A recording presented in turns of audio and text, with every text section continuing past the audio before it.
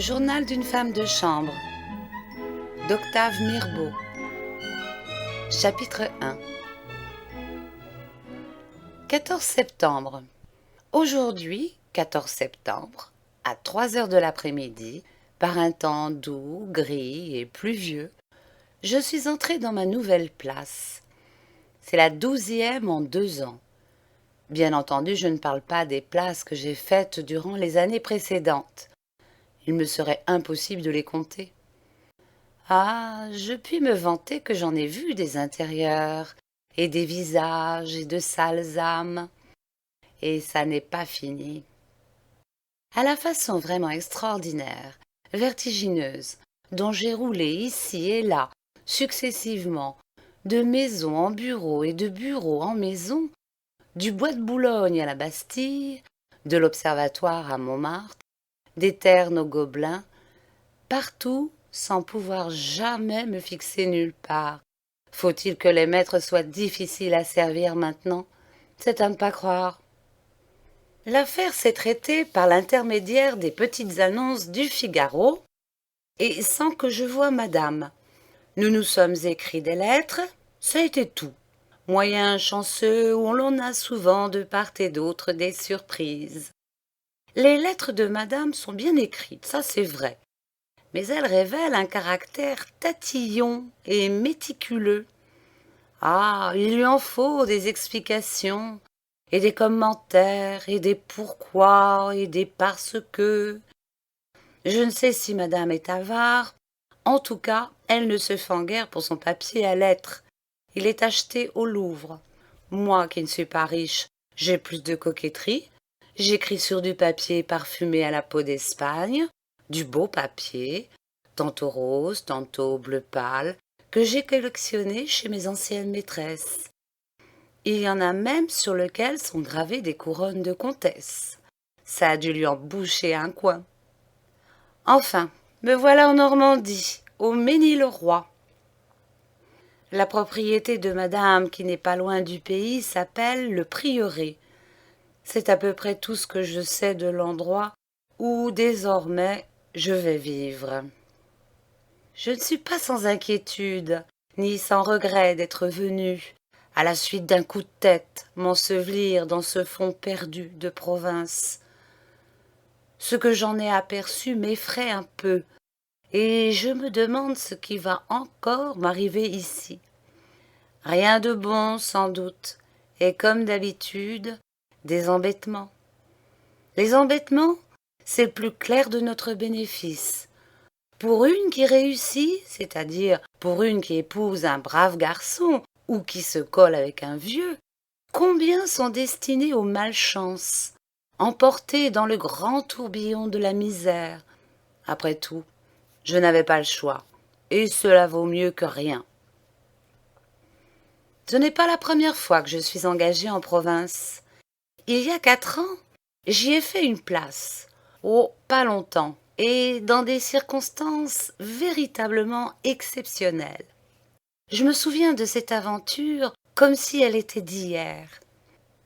Bien que les détails en soient un peu lestes et même horribles, je veux la conter. D'ailleurs, j'avertis charitablement les personnes qui me liront que mon intention, en écrivant ce journal, est de n'employer aucune réticence, pas plus vis-à-vis de moi-même que vis-à-vis des autres. J'entends y mettre au contraire toute la franchise qui est en moi et, quand il le faudra, toute la brutalité qui est dans la vie. Ce n'est pas de ma faute si les âmes dont on arrache les voiles et qu'on montre à nu exhalent une si forte odeur de pourriture. Voici la chose. J'avais été arrêtée dans un bureau de placement par une sorte de grosse gouvernante pour être femme de chambre chez un certain monsieur Rabour en Touraine. Les conditions acceptées, il fut convenu que je prendrais le train tel jour, à telle heure, pour telle gare, ce qui fut fait selon le programme. Dès que j'eus remis mon billet au contrôleur, je trouvai à la sortie une espèce de cocher à la face rubiconde et bourrue qui m'interpella. C'est-y vous qui êtes la nouvelle femme de chambre de monsieur Rabour? Oui, c'est moi. Vous avez une malle? Oui, j'ai une malle. Donnez-moi votre bulletin de bagage et attendez-moi là. Il pénétra sur le quai, les employés s'empressèrent. Il l'appelait Monsieur Louis, sur un ton d'amical respect. Louis chercha ma malle parmi les colis entassés et la fit porter dans une charrette anglaise qui stationnait près de la barrière. « Eh bien, montez-vous » Je pris place à côté de lui sur la banquette et nous partîmes. Le cocher me regardait du coin de l'œil. Je l'examinais de même. Je vis tout de suite que j'avais affaire à un rustre, à un paysan mal dégrossi, à un domestique pas stylé et qui n'a jamais servi dans les grandes maisons. Cela m'ennuya. Moi, j'aime les belles livrées. Rien ne m'affole comme une culotte de peau blanche, moulant des cuisses nerveuses. Est-ce qu'il manquait de chic, ce Louis, sans gants pour conduire, avec un complet trop large de droguet gris-bleu et une casquette plate en cuir verni ornée d'un double galon d'or. Non, vrai, il retarde dans ce patelin-là. Avec cela, un air renfrogné, brutal, mais pas méchant diable au fond. Je connais ces types.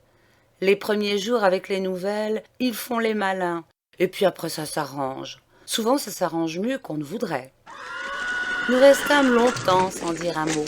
Lui faisait des manières de grand cocher, tenant les guides hautes et jouant du fouet avec des gestes arrondis. Non, ce qu'il était rigolo. Moi, je prenais des attitudes dignes pour regarder le paysage qui n'avait rien de particulier. Des champs, des arbres, des maisons, comme partout. Il mit son cheval au pas pour monter une côte. Et tout d'un coup, avec un sourire moqueur, il me demanda « Avez-vous au moins apporté une bonne provision de bottines ?» « Sans doute, » dis-je étonné de cette question, qui ne rimait à rien, et plus encore du ton singulier sur lequel il me l'adressait. « Pourquoi me demandez-vous ça? C'est un peu bête ce que vous me demandez là, mon gros père, savez ?» Il me poussa du coude légèrement, et glissant sur moi un regard étrange, dont je ne pus m'expliquer la double expression d'ironie aiguë et, ma foi, d'obscénité réjouie, il dit en ricanant « Avec ça, faites celle qui ne sait rien, farceuse va, sacrée farceuse !» Puis il claqua de la langue, et le cheval reprit son allure rapide. J'étais intrigué. Qu'est-ce que ça pouvait bien signifier? Peut-être rien du tout. Je pensais que le bonhomme était un peu nigaud, qu'il ne savait point parler aux femmes, et qu'il n'avait pas trouvé autre chose pour amener une conversation, que d'ailleurs je jugeais à propos de ne pas continuer. La propriété de monsieur Rabour était assez belle et grande. Une jolie maison, peinte en vert clair, entourée de vastes pelouses fleuries et d'un bois de pin qui embaumait la térébenthine. J'adore la campagne, mais c'est drôle, elle me rend triste et elle m'endort. J'étais tout abruti quand j'entrai dans le vestibule où m'attendait la gouvernante, celle-là même qui m'avait engagée au bureau de placement de Paris. Dieu sait après combien de questions indiscrètes sur mes habitudes intimes, mes goûts, ce qui aurait dû me rendre méfiante. Mais on a beau en voir et en supporter de plus en plus fortes, chaque fois, ça ne vous instruit pas. La gouvernante ne m'avait pas plu au bureau.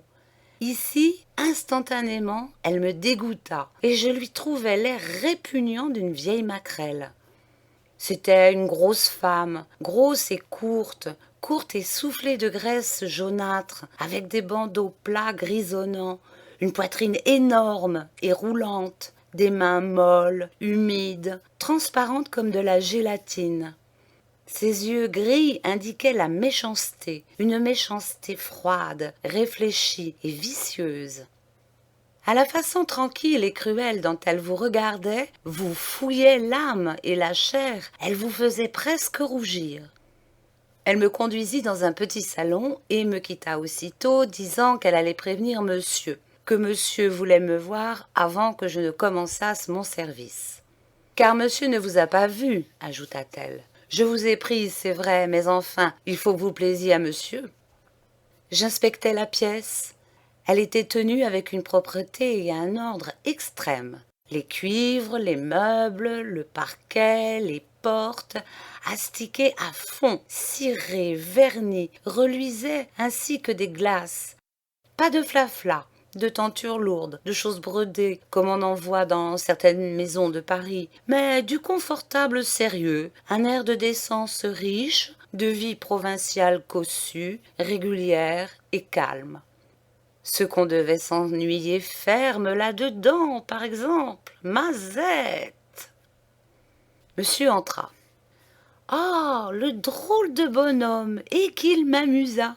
Figurez-vous un petit vieux, tiré à 4 épingles, rasé de frais et tout rose, ainsi qu'une poupée. Très droit, très vif, très ragoûtant, ma foi. Il sautillait en marchant comme une petite sauterelle dans les prairies. Il me salua, et avec infiniment de politesse.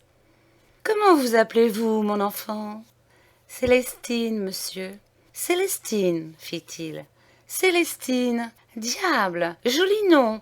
Je ne prétends pas le contraire, mais trop long, mon enfant, beaucoup trop long. Je vous appellerai Marie, si vous le voulez bien. C'est très gentil aussi, et c'est court.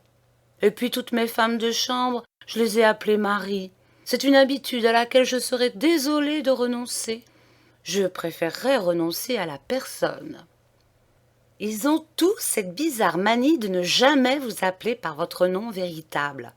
Je ne m'étonnais pas trop, moi, qui l'on a donné déjà tous les noms de toutes les saintes du calendrier. Il insista. Ainsi, cela ne vous déplaît pas que je vous appelle Marie, c'est bien entendu. Mais oui, monsieur. Jolie fille, bon caractère, bien, bien. Il m'avait dit tout cela d'un air enjoué, extrêmement respectueux, et sans me dévisager, sans fouiller d'un regard déshabilleur mon corsage, mes jupes, comme font en général les hommes. À peine s'il m'avait regardé. Depuis le moment où il était entré dans le salon, ses yeux restaient obstinément fixés sur mes bottines. « Vous en avez d'autres ?» me demanda-t-il après un court silence, pendant lequel il me sembla que son regard était devenu étrangement brillant. « D'autres noms, monsieur ? » ?»« Non, mon enfant, d'autres bottines. » Et il passa sur ses lèvres à petits coups une langue effilée à la manière des chattes. Je ne répondis pas tout de suite. Ce mot de bottine, qui me rappelait l'expression de gouaille polissonne du cocher, m'avait interdite. Cela avait donc un sens. Sur une interrogation plus pressante, je finis par répondre, mais d'une voix un peu rauque et troublée, comme s'il se fût agi de confesser un péché galant. « Oui, monsieur, j'en ai d'autres. »« Des vernis ?»« Oui, monsieur. »« De très, très vernis ?»« Mais oui, monsieur. »« Bien, bien. Et en cuir jaune ?»« Je n'en ai pas, monsieur. Il faudra en avoir. Je vous en donnerai. »« Merci, monsieur. Bien, bien. Tais-toi. » J'avais peur, car il venait de passer dans ses yeux des lueurs troubles, des nuées rouges de spasmes, et des gouttes de sueur roulaient sur son front. Croyant qu'il allait défaillir, je fus sur le point de crier, d'appeler au secours, mais la crise se calma, et au bout de quelques minutes, il reprit d'une voix apaisée, tandis qu'un peu de salive moussait encore au coin de ses lèvres. « Ce n'est rien, c'est fini. Comprenez-moi, mon enfant, je suis un peu maniaque. À mon âge, cela est permis, n'est-ce pas ? Ainsi tenez, par exemple, je ne trouve pas convenable qu'une femme cire ses bottines, à plus forte raison les miennes. Je respecte beaucoup les femmes, Marie, et ne peux souffrir cela. C'est moi qui les cirerai, vos bottines, vos petites bottines, vos chères petites bottines. C'est moi qui les entretiendrai. Écoutez bien, chaque soir, avant de vous coucher, vous porterez vos bottines dans ma chambre. Vous les placerez près du lit, sur une petite table, et tous les matins, en venant ouvrir mes fenêtres, vous les reprendrez. Et comme je manifestais un prodigieux étonnement, il ajouta « Voyons, ce n'est pas énorme ce que je vous demande là, c'est une chose très naturelle après tout. Et si vous êtes bien gentille… » Vivement, il tira de sa poche 2 louis qu'il me remit. Si vous êtes bien gentille, bien obéissante, je vous donnerai souvent de petits cadeaux. La gouvernante vous paiera tous les mois vos gages. Mais moi, Marie, entre nous, souvent je vous donnerai des petits cadeaux. Et qu'est-ce que je vous demande? Voyons, ça n'est pas extraordinaire, là. Est-ce donc si extraordinaire, mon Dieu? Monsieur s'emballait encore. À mesure qu'il parlait, ses paupières battaient comme des feuilles sous l'orage. Pourquoi ne dis-tu rien, Marie? Dis quelque chose. Pourquoi ne marches-tu pas? Marche un peu, que je les vois remuer, que je les vois vivre, tes petites bottines. Il s'agenouilla, baisa mes bottines, les pétrit de ses doigts fébriles et caresseurs, les délaça, et en les baisant, les pétrissant, les caressant, il disait d'une voix suppliante, d'une voix d'enfant qui pleure: «Oh, Marie, Marie, tes petites bottines! Donne-les-moi, tout de suite, tout de suite, tout de suite. Je les veux, tout de suite, donne-les-moi. » J'étais sans force. La stupéfaction me paralysait. Je ne savais plus si je vivais réellement ou si je rêvais. Des yeux de monsieur, je ne voyais que 2 petits globes blancs striés de rouge, et sa bouche était tout entière barbouillée d'une sorte de bave savonneuse. Enfin, il emporta mes bottines et durant 2 heures, il s'enferma avec elles dans sa chambre. « Vous plaisez beaucoup à monsieur, » me dit la gouvernante en me montrant la maison. « Tâchez que cela continue. La place est bonne. » 4 jours après, le matin, à l'heure habituelle, en allant ouvrir les fenêtres, je faillis m'évanouir d'horreur dans la chambre. Monsieur était mort. Étendu sur le dos, au milieu du lit, le corps presque entièrement nu, on sentait déjà en lui et sur lui la rigidité du cadavre. Il ne s'était point débattu. Sur les couvertures, nul désordre.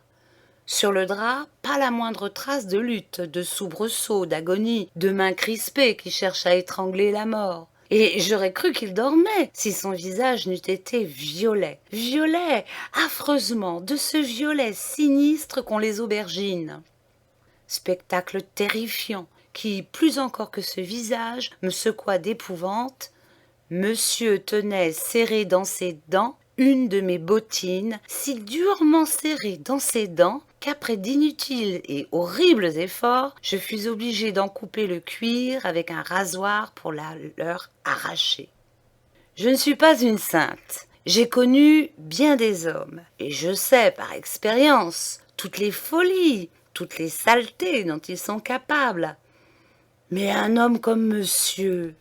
Ah, vrai, est-ce rigolo tout de même qu'il existe des types comme ça?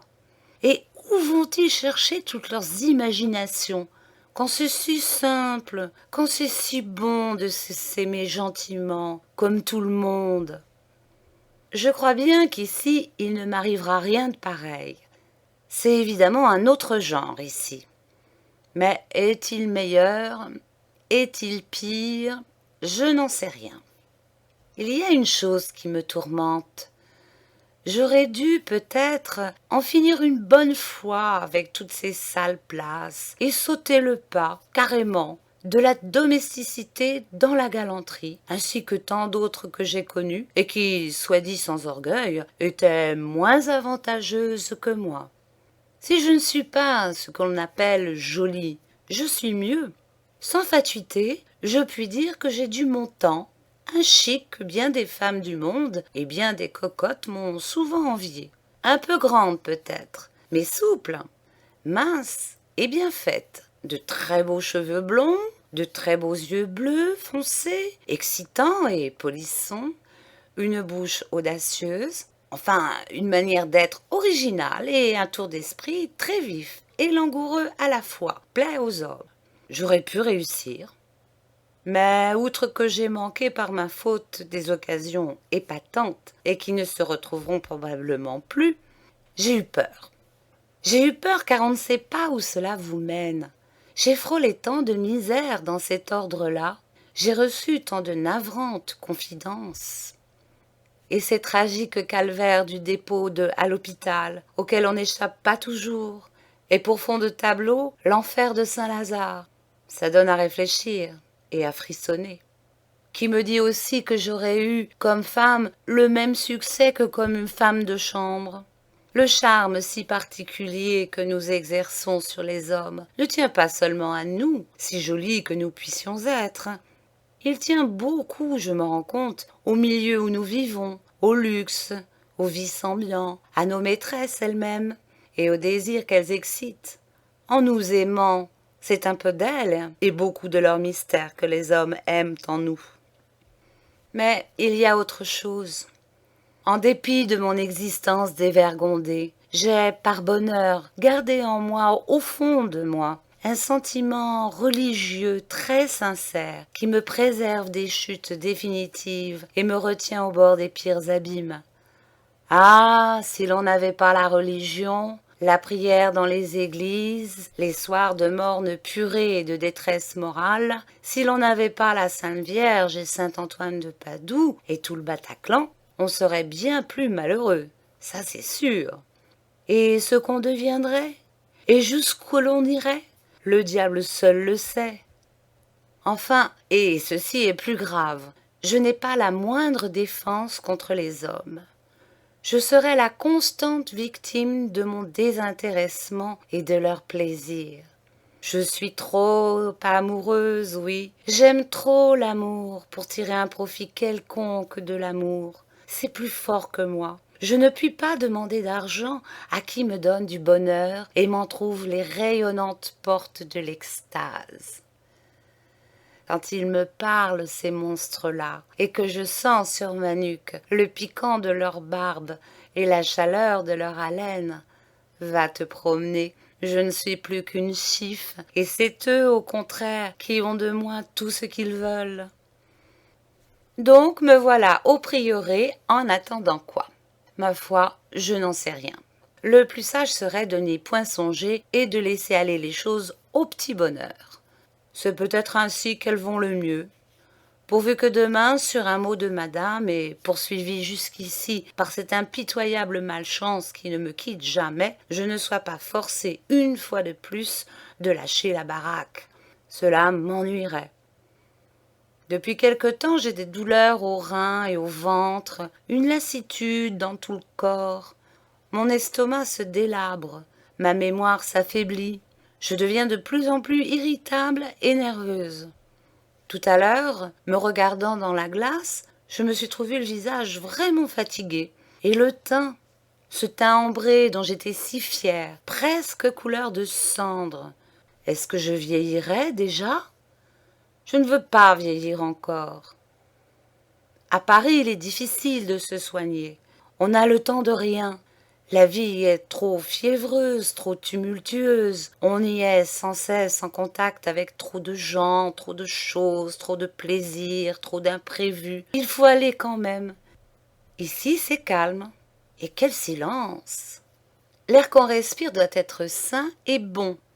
Ah, si au risque de m'embêter, je pouvais me reposer un peu. Tout d'abord, je n'ai pas confiance. Certes, madame est assez gentille avec moi. Elle a bien voulu m'adresser quelques compliments sur ma tenue et se féliciter des renseignements qu'elle a reçus. Oh, sa tête, si elle savait qu'ils sont faux, du moins que ce sont des renseignements de complaisance. Ce qui l'épate surtout, c'est mon élégance. Et puis le premier jour, il est rare qu'elle ne soit pas gentille, ces chameaux-là. Tout nouveau, tout beau, c'est un air connu. Oui, et le lendemain, l'air change, connu aussi. D'autant que madame a des yeux très froids, très durs, et qui ne me reviennent pas, des yeux d'avare, pleins de soupçons aigus et d'enquêtes policières. Je n'aime pas non plus ses lèvres trop minces, sèches et comme recouvertes d'une pellicule blanchâtre, ni sa parole brève, tranchante, qui d'un mot aimable fait presque une insulte ou une humiliation. Lorsqu'en m'interrogeant sur ceci, sur cela, sur mes aptitudes et sur mon passé, elle m'a regardé avec cette impudence tranquille et sournoise de vieux douaniers qu'elles ont toutes. Je me suis dit, il n'y a pas d'erreur. Encore une qui doit mettre tout sous clé, compter chaque soir les morceaux de sucre et les grains de raisin et faire des marques aux bouteilles. Allons, allons, c'est toujours la même chose pour changer. Cependant, il faudra voir et ne pas m'en tenir à cette première impression. Parmi tant de bouches qui m'ont parlé, parmi tant de regards qui m'ont fouillé l'âme, je trouverai peut-être un jour, est-ce qu'on sait, la bouche amie et le regard pitoyable. Il ne m'en coûte rien d'espérer. Aussitôt arrivé, encore étourdi par 4 heures de chemin de fer en 3e classe, et sans qu'on ait à la cuisine seulement songé à m'offrir une tartine de pain, madame m'a promené dans toute la maison, de la cave au grenier, pour me mettre immédiatement au courant de la besogne. Oh, elle ne perd pas son temps, ni le mien. Ce que c'est grand, cette maison! Ce qu'il y en a là-dedans, des affaires et des recoins. Ah, bien, merci. Pour la tenir en état comme il faudrait, 4 domestiques n'y suffiraient pas. En plus du rez-de-chaussée, très important, car 2 petits pavillons en forme de terrasse s'y surajoutent et le continuent. Elle se compose de 2 étages que je devrais descendre et monter sans cesse, attendu que madame, qui se tient dans un petit salon près de la salle à manger, a eu l'ingénieuse idée de placer la lingerie où je dois travailler sous les combles à côté de nos chambres. Et des placards, et des armoires, et des tiroirs, et des resserres, et des fouillis de toutes sortes. En veux-tu, en voilà. Jamais je ne me retrouverai dans tout cela. À chaque minute, en me montrant quelque chose, madame me disait: il faudra faire bien attention à ça, ma fille. C'est très joli, ça, ma fille. C'est très rare, ma fille. Ça coûte très cher, ma fille. Elle ne pourrait donc pas m'appeler par mon nom au lieu de dire tout le temps ma fille par-ci, ma fille par-là, sur ce ton de domination blessante qui décourage les meilleures volontés et met aussitôt tant de distance, tant de haine entre nos maîtresses et nous. Est-ce que je l'appelle la petite mère, moi? Et puis madame n'a dans la bouche que ce mot très cher. C'est agaçant. Tout ce qui lui appartient, même de pauvres objets de 4 sous, c'est très cher. On n'a pas idée où la vanité d'une maîtresse de maison peut se nicher, si ça ne fait pas pitié. Elle m'a expliqué le fonctionnement d'une lampe à pétrole, pareil d'ailleurs à toutes les autres lampes, et elle m'a recommandé: ma fille, vous savez que cette lampe coûte très cher et qu'on ne peut la réparer qu'en Angleterre. Ayez-en soin comme de la prunelle de vos yeux. J'ai eu envie de lui répondre: eh, dites donc, la petite mère, et ton pot de chambre, est-ce qu'il coûte très cher? Et l'envoie-t-on à Londres quand il est fêlé? Non, là, vrai. Elles en ont du toupet, elles en font du chichi pour peu de choses. Et quand je pense que c'est uniquement pour vous humilier, pour vous épater, la maison n'est pas si bien que ça. Il n'y a pas de quoi vraiment être si fier d'une maison. De l'extérieur, mon Dieu, avec les grands massifs d'arbres qui l'encadrent somptueusement et les jardins qui descendent jusqu'à la rivière en pente molle, ornés de vastes pelouses rectangulaires, elle a l'air de quelque chose. Mais à l'intérieur, c'est triste, vieux, branlant, et cela sent le renfermer. Je ne comprends pas qu'on puisse vivre là-dedans. Rien que des nids à rats, des escaliers de bois à vous rompre le col, et dont les marches gauchies tremblent et craquent sous les pieds, des couloirs bas et sombres, où en guise de tapis moelleux, ce sont des carreaux mal joints, passés au rouge et vernis, vernis glissants, glissants. Les cloisons trop minces, faites de planches trop sèches, rendent les chambres sonores comme des intérieurs de violon. C'est toc et province, quoi. Elle n'est pas meublée pour sûr comme à Paris. Dans toutes les pièces, du vieil acajou, de vieilles étoffes mangées au verre, de vieilles carpettes usées, décolorées, et des fauteuils et des canapés ridiculement raides, sans ressort, vermoulus et boiteux. Ce qu'ils doivent vous moudre les épaules et vous écorcher les fesses. Vraiment, moi qui aime tant les tentures claires, les vastes divans élastiques où l'on s'allonge voluptueusement sur des piles de coussins, et tous ces jolis meubles modernes, si luxueux, si riches et si gais, je me sens toute triste de la morne tristesse de cela. Et j'ai peur de ne pouvoir jamais m'habituer à si peu de confortable, à un tel manque d'élégance, à tant de poussières anciennes et de formes mortes. Madame non plus n'est pas habillée comme à Paris. Elle manque de chic et ignore les grandes couturières. Elle est plutôt fagotée, comme on dit. Bien qu'elle affiche une certaine prétention dans ses toilettes, elle retarde d'au moins 10 ans sur la mode. Et quelle mode? Quoique ça, elle ne serait pas mal si elle voulait. Du moins, elle ne serait pas trop mal. Son pire défaut est qu'elle n'éveille en vous aucune sympathie, qu'elle n'est femme en rien.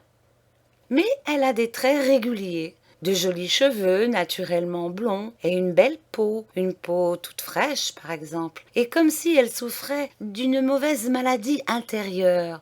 Je connais ces types de femmes et je ne me trompe point à l'éclat de leur teint. C'est rose dessus, oui, et dedans c'est pourri. Ça ne tient debout, ça ne marche, ça ne vit qu'au moyen de ceintures, de bandages hypogastriques, de pessères, un tas d'horreurs secrètes et de mécanismes compliqués, ce qui ne les empêche pas de faire leur poire dans le monde. Mais oui, c'est coquet, s'il vous plaît. Ça flirte dans les coins, ça étale des chairs peintes, ça joue de la prunelle, ça se trémousse du derrière, et ça n'est bon qu'à mettre dans des bocaux d'esprit de vin. Ah, malheur! On n'a guère d'agrément avec elle, je vous assure, et ça n'est pas toujours ragoûtant de les servir. Soit tempérament, soit indisposition organique, je serais bien étonnée que madame fût portée sur la chose. Aux expressions de son visage, aux gestes durs, aux flexions raides de son corps, on ne sent pas du tout l'amour, et jamais le désir, avec ses charmes, ses souplesses et ses abandons, n'a passé par là. Des vieilles filles vierges, elles gardent en toute sa personne je ne sais quoi d'aigre et de suri, je ne sais quoi de desséché, de momifié, ce qui est rare chez les blondes. Ce n'est pas, madame, qu'une belle musique comme Faust, ah, ce Faust, ferait tomber de langueur et s'évanouir de volupté entre les bras d'un beau mâle. Ah, non, par exemple. Elle n'appartient pas à ce genre de femme très laide, sur les figures de qui l'ardeur du sexe met parfois tant de vie radieuse, tant de séduction et tant de beauté. Après tout, il ne faut pas se fier à des airs comme celui de madame. J'en ai connu de plus sévères et de plus grincheuses qui éloignaient toute idée de désir et d'amour et qui étaient de fameuses gourgandines et qui faisaient les 419 coups avec leur valet de chambre ou leur cocher. Par exemple, bien que madame se force pour être aimable, elle n'est sûrement pas à la cool comme des fois j'en ai vu. Je la crois très méchante, très moucharde, très ronchonneuse. Un sale caractère et un méchant cœur. Elle doit être sans cesse sur le dos des gens à les asticoter de toutes les manières. Et des « savez-vous faire ceci ?» et des « savez-vous faire cela ?» ou bien encore « êtes-vous casseuse ? Êtes-vous soigneuse ? Avez-vous beaucoup de mémoire ? Avez-vous beaucoup d'ordre ?» Ça n'en finit pas. Et aussi êtes-vous très propre? Moi, je suis exigeante sur la propreté. Je passe sur bien des choses, mais sur la propreté, je suis intraitable. Est-ce qu'elle me prend pour une fille de ferme, une paysanne, une bonne de province? La propreté. Ah, je la connais, cette rengaine. Elles disent tout ça. Et souvent, quand on va au fond des choses, quand on retourne leurs jupes et qu'on fouille dans leur linge, ce qu'elles sont sales, quelquefois à vous soulever le cœur de dégoût. Aussi, je me méfie de la propreté de madame. Lorsqu'elle m'a montré son cabinet de toilette, je n'y ai remarqué ni petit meuble, ni baignoire, ni rien de ce qu'il faut à une femme soignée et qui la pratique dans les coins. Et ce que c'est sommaire là-dedans, en fait de bibelots, de flacons, de tous ces objets intimes et parfumés que j'aime tant à tripoter, il me tarde de voir madame toute nue, pour m'amuser un peu. Ça doit être du joli. Le soir, comme je mettais le couvert, monsieur est entré dans la salle à manger. Il revenait de la chasse. C'est un homme très grand, avec une large carrure d'épaules, de fortes moustaches noires et un teint mat. Ses manières sont un peu lourdes, un peu gauches, mais il paraît bon enfant. Évidemment, ce n'est pas un génie comme monsieur Jules Lemaître, que j'ai tant de fois servi rue Christophe Colomb, ni un élégant comme monsieur de Janzé. Ah, celui-là. Pourtant, il est sympathique. Ses cheveux drus et frisés, son cou de taureau, ses mollets de lutteur, ses lèvres charnues, très rouges et souriantes, attestent la force et la bonne humeur. Je parie qu'il est porté sur la chose, lui. J'ai vu cela tout de suite, à son nez mobile, flaireur, sensuel, à ses yeux extrêmement brillants, doux en même temps que rigolos. Jamais je crois que je n'ai rencontré chez un être humain de tels sourcils, épais jusqu'à en être obscènes, et des mains si velues. Ce qu'il doit en avoir un dessus une malle, le gros père. Comme la plupart des hommes peu intelligents et de muscles développés, il est d'une grande timidité. Il m'a examiné d'un air tout drôle, d'un air où il y avait de la bienveillance, de la surprise, du contentement, quelque chose aussi de polisson, sans effronterie, de déshabilleur, sans brutalité. Il est évident que monsieur n'est pas habitué à des femmes de chambre comme moi, que je l'épate, que j'ai fait sur lui du premier coup une grande impression. Il m'a dit avec un peu d'embarras: Ah, c'est vous la nouvelle femme de chambre? J'ai tendu mon buste en avant, j'ai baissé légèrement les yeux, puis, modeste et mutine à la fois, de ma voix la plus douce, j'ai répondu simplement: Mais oui, monsieur, c'est moi. Alors il a balbutié: Ainsi vous êtes arrivé, c'est bien, c'est très bien, c'est très bien. Il aurait voulu parler encore, cherchait quelque chose à dire, mais n'étant pas éloquent ni débrouillard, il ne trouvait rien. Je m'amusais vivement de sa gêne. Après un court silence: Comme ça, a-t-il fait, vous venez de Paris? Oui, monsieur. C'est très bien, c'est très bien. Et s'enhardissant: Comment vous appelez-vous? Célestine, monsieur. Par manière de contenance, il s'est frotté les mains et il a repris: Célestine. Ah, c'est très bien. Un nom pas commun. Un joli nom, ma foi. Pourvu que madame ne vous oblige pas à le changer. Elle a cette manie. J'ai répondu, digne et soumise: Je suis à la disposition de madame. Sans doute, mais c'est un joli nom. J'ai manqué éclater de rire. Monsieur s'est mis à marcher dans la salle, puis tout d'un coup, il s'est assis sur une chaise, il a allongé ses jambes, et mettant dans son regard comme une excuse, dans sa voix comme une prière, il m'a demandé: Eh bien, Célestine, car moi je vous appellerai toujours Célestine, voulez-vous m'aider à retirer mes bottes? Ça ne vous ennuie pas au moins? Certainement non, monsieur. Parce que, voyez-vous, ces sacrées bottes, elles sont très difficiles, elles glissent mal. Dans un mouvement que j'essayais de rendre harmonieux et souple, et même provoquant, je me suis agenouillée en face de lui. Et pendant que je l'aidais à retirer ses bottes, qui étaient mouillées et couvertes de boue, j'ai parfaitement senti que son nez s'excitait au parfum de ma nuque, que ses yeux suivaient avec un intérêt grandissant les contours de mon corsage et tout ce qui se révélait de moi à travers la robe. Tout d'un coup, il murmure: Sapristi, Célestine, vous sentez rudement bon, fumet de fauve, pénétrant et chaud, qui ne m'est pas désagréable. Quand ses bottes eurent été retirées, et pour le laisser sur une bonne impression de moi, je lui ai demandé à mon tour: Je vois que monsieur est chasseur. Monsieur a fait une bonne chasse aujourd'hui?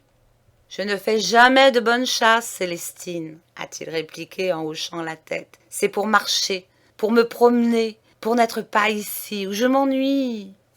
Ah, monsieur s'ennuie ici? Après une pause, il a rectifié galamment. C'est-à-dire, je m'ennuyais, car maintenant, enfin, voilà. Puis avec un sourire bête et touchant: Célestine, monsieur, voulez-vous me donner mes pantoufles? Je vous demande pardon, mais monsieur, c'est mon métier. Oui, enfin, elles sont sous l'escalier, dans un petit cabinet noir à gauche. Je crois que j'en aurais tout ce que je voudrais de ce type-là. Il n'est pas malin, il se livre du premier coup. Ah, on pourrait le mener loin. Le dîner, peu luxueux, composé des restes de la veille, s'est passé sans incident, presque silencieusement. Monsieur dévore et madame pinoche dans les plats avec des gestes maussades et des moue dédaigneuses. Ce qu'elle absorbe, ce sont des cachets, des sirops, des gouttes, des pilules, toute une pharmacie qu'il faut avoir bien soin de mettre sur la table à chaque repas devant son assiette. Ils ont très peu parlé, et encore sur des choses et des gens de l'endroit qui sont pour moi d'un intérêt médiocre. Ce que j'ai compris, c'est qu'ils reçoivent très peu. D'ailleurs, il était visible que leur pensée n'était point à ce qu'ils disaient. Ils m'observaient, chacun selon les idées qui les mènent, conduits chacun par une curiosité différente. Madame, sévère, raide, méprisante même, de plus en plus hostile, et songeant déjà à tous les sales tours qu'elle me jouera. Monsieur, en dessous, avec des clignements d'yeux très significatifs, et quoiqu'il s'efforçât de les dissimuler, d'étranges regards sur mes mains. En vérité, je ne sais pas ce qu'ont les hommes à ces ici, où je m'ennuie. Ah, monsieur s'ennuie ici? Après une pause, il a rectifié galamment. C'est-à-dire, je m'ennuyais, car maintenant, enfin, voilà. Puis avec un sourire bête et touché, elle glisse mal. Dans un mouvement que j'essayais de rendre harmonieux et souple, et même provoquant, je me suis agenouillée en face de lui.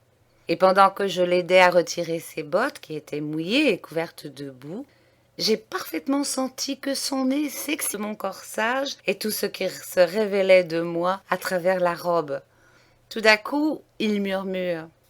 « Sapristi, Célestine, vous sentez rudement bon, fumet de fauve, pénétrant et chaud, qui ne m'est pas désagréable. » Quand ses bottes eurent été retirées, et pour le laisser sur une bonne impression de moi, je lui ai demandé à mon tour. « Je vois que monsieur est chasseur. Monsieur a fait une bonne chasse aujourd'hui. »« Je ne fais jamais de bonne chasse, Célestine, a-t-il répliqué en hochant la tête. C'est pour marcher, pour me promener, pour n'être pas ici, où je m'ennuie. »« Ah, monsieur s'ennuie ici ?»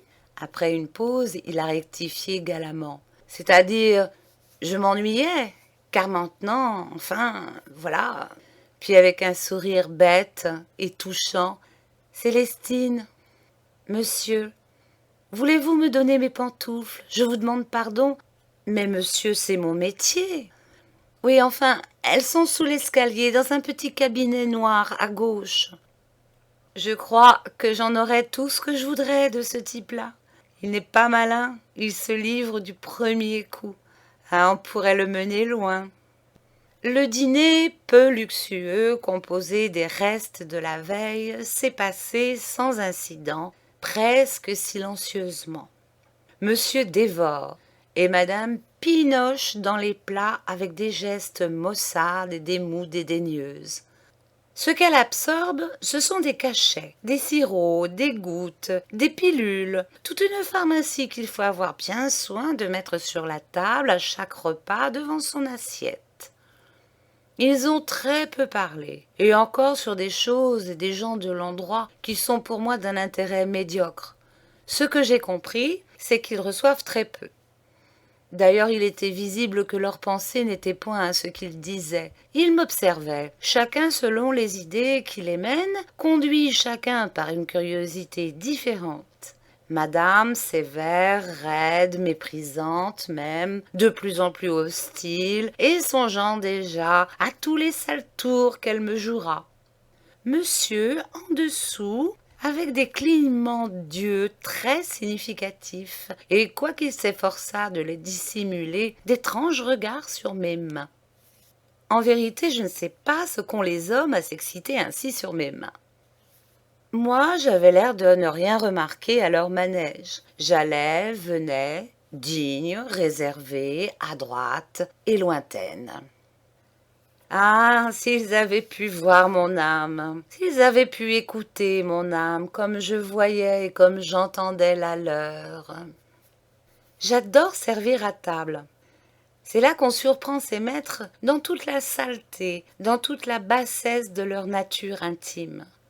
Prudents d'abord, et se surveillant l'un l'autre, ils en arrivent peu à peu à se révéler, à s'étaler tels qu'ils sont, sans phare et sans voile, oubliant qu'il y a autour d'eux quelqu'un qui rôde et qui écoute et qui note leurs tares, leurs bosses morales, leurs plaies secrètes de leur existence, tout ce que peut contenir d'infamie et de rêves ignobles le cerveau respectable des honnêtes gens.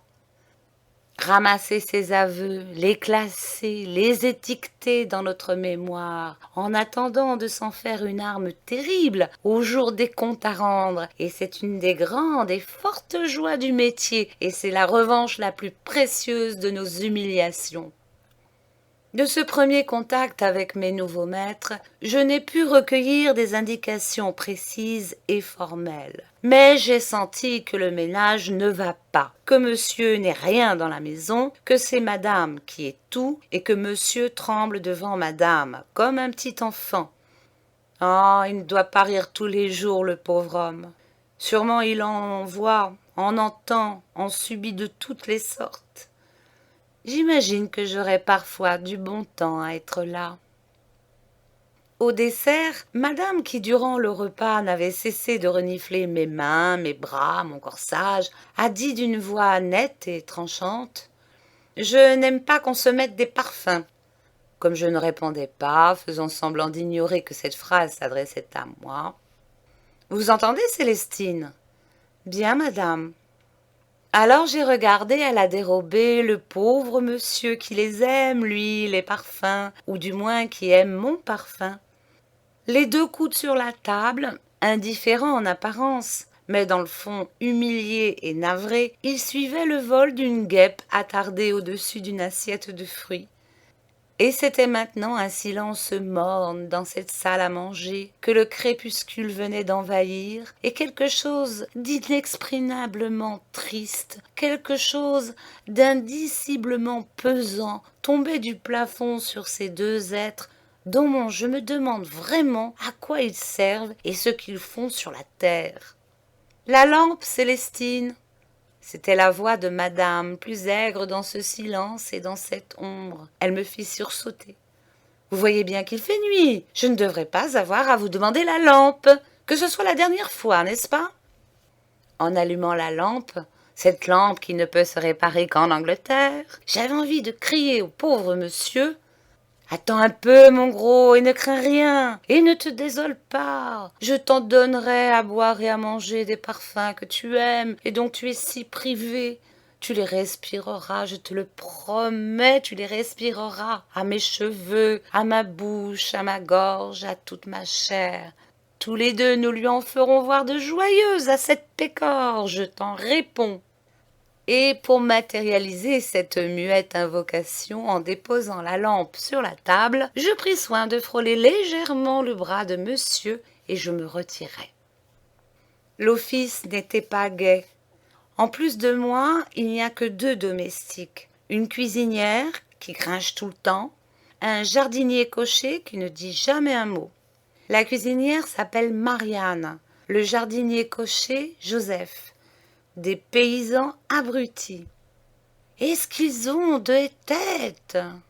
Elle, grasse, molle, flasque, étalée, le cou sortant en triple bourrelet d'un fichu sale, avec quoi l'on dirait qu'elle essuie ses chaudrons, les deux seins énormes et difformes roulant sous une sorte de camisole en cotonnade bleue, plaquée de graisse, sa robe trop courte découvrant d'épaisses chevilles et de larges pieds chaussés de laine grise, lui, en manches de chemise, tablier de travail et sabots, rasé, sec, nerveux, avec un mauvais rictus sur les lèvres qui lui fendent le visage d'une oreille à l'autre et une allure tortueuse des mouvements sournois de sacristain.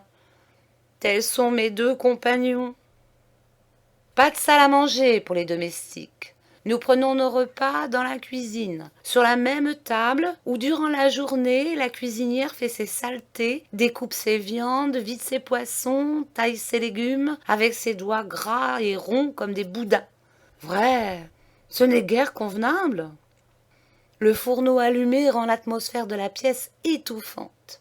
Il y circule des odeurs de vieille graisse, de sauce rance, de persistantes fritures. Pendant que nous mangeons, une marmite où bout la soupe des chiens exhale une vapeur fétide qui vous prend à la gorge et vous fait tousser. C'est à vomir. On respecte davantage les prisonniers dans les prisons et les chiens dans les chenils. On nous a servi du lard aux choux et du fromage puant. Pour boisson, du cidre aigre, rien d'autre. Des assiettes de terre dont l'émail est fondu et qui sentent le graillon, des fourchettes en fer-blanc complètent ce joli service. Étant trop nouvelle dans la maison, je n'ai pas voulu me plaindre. Mais je n'ai pas voulu manger non plus. Pour m'abîmer l'estomac davantage, merci. « Pourquoi ne mangez-vous pas ?» m'a dit la cuisinière. « Je n'ai pas faim. » J'ai articulé cela d'un ton très digne. Alors Marianne a grogné. « Il faudrait peut-être des truffes à mademoiselle ?» Sans me fâcher, mais pincée et hautaine, j'ai répliqué. « Mais vous savez, j'en ai mangé des truffes. Tout le monde ne pourrait pas en dire autant ici. » Ça l'a fait taire. Pendant ce temps, le jardinier cocher s'emplissait la bouche de gros morceaux de lard et me regardait en dessous. Je ne saurais dire pourquoi, cet homme a un regard gênant et son silence me trouble. Bien qu'il ne soit plus jeune, je suis étonnée de la souplesse, de l'élasticité de ses mouvements. Ses reins ont des ondulations de reptile. J'en arrive à le détailler davantage. Ses durs cheveux grisonnants, son front bas, ses yeux obliques, ses pommettes proéminentes, sa large et forte mâchoire, et ce menton long, charnu, relevé, tout cela lui donne un caractère étrange que je ne puis définir. Est-il godiche? Est-il canaille? Je n'en sais rien. Pourtant, il est curieux que cet homme me retienne de la sorte. À la longue, cette obsession s'atténue et s'efface. Et je me rends compte que c'est là encore un des mille et mille tours de mon imagination excessive, grossissante et romanesque, qui me fait voir les choses et les gens en trop beaux ou en trop laids, et qui, de ce misérable Joseph, veut à toute force créer quelqu'un de supérieur au rustre stupide, au lourd paysan qu'il est réellement.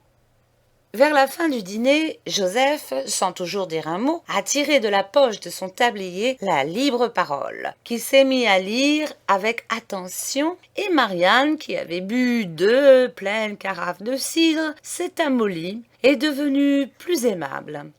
Vautrée sur sa chaise, ses manches retroussées, et découvrant le bras nu, son bonnet un peu de travers sur des cheveux dépeignés, elle m'a demandé d'où j'étais, où j'avais été, si j'avais fait de bonnes places, si j'étais contre les Juifs.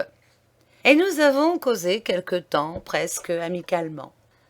À mon tour, j'ai demandé des renseignements sur la maison, s'il venait souvent du monde, et quel genre de monde, si monsieur faisait attention aux femmes de chambre, si madame avait un amant. Oh non, il fallait voir sa tête et celle de Joseph, que mes questions interrompaient par à-coups dans sa lecture, ce qu'ils étaient scandalisés et ridicules. On n'a pas idée de ce qu'ils sont en retard en province. Ça ne sait rien, ça ne voit rien, ça ne comprend rien. Ça s'esbrouve de la chose la plus naturelle. Et cependant lui, avec son air pâteau et respectable, elle, avec ses manières vertueuses et débraillées, on ne m'ôtera pas de l'esprit qu'ils couchent ensemble. Ah non, il faut vraiment être privé pour se payer un type comme ça. On voit bien que vous venez de Paris, je ne sais d'où, m'a reproché aigrement la cuisinière. À quoi Joseph, dodelinant de la tête, a brièvement ajouté « Pour sûr ». Il s'est mis à relire la libre parole. Marianne s'est levée pesamment et a retiré la marmite du feu. Nous n'avons plus causé. Alors j'ai pensé à ma dernière place, à monsieur Jean, le valet de chambre, si distingué avec ses favoris noirs et sa peau blanche, soignée comme une peau de femme. Ah, il était si beau garçon, monsieur Jean, si gai, si gentil, si délicat, si adroit. Lorsque le soir il nous lisait Fin de siècle, qu'il nous racontait des histoires polissonnes et touchantes, qu'il nous mettait au courant des lettres de monsieur. Il y a du changement aujourd'hui. Comment cela est-il possible que j'en sois arrivée à m'échouer ici, parmi de tels gens et loin de tout ce que j'aime? J'ai presque envie de pleurer. Et j'écris ces lignes dans ma chambre, une sale petite chambre, sous les combles, ouverte à tous les vents, au froid de l'hiver, aux brûlantes chaleurs de l'été. Pas d'autre meuble qu'un méchant lit de fer et qu'une méchante armoire de bois blanc qui ne ferme point et où je n'ai pas la place de ranger mes affaires. Pas d'autre lumière qu'une chandelle qui fume et coule dans un chandelier de cuivre. Ça fait pitié. Si je veux continuer à écrire ce journal, ou seulement lire des romans que j'ai apportés et me tirer les cartes, il faudra que je m'achète de mon propre argent des bougies. Car pour ce qui est des bougies de madame, la peau, comme disait monsieur Jean, elles sont sous clé. Demain je tâcherai de m'arranger un peu.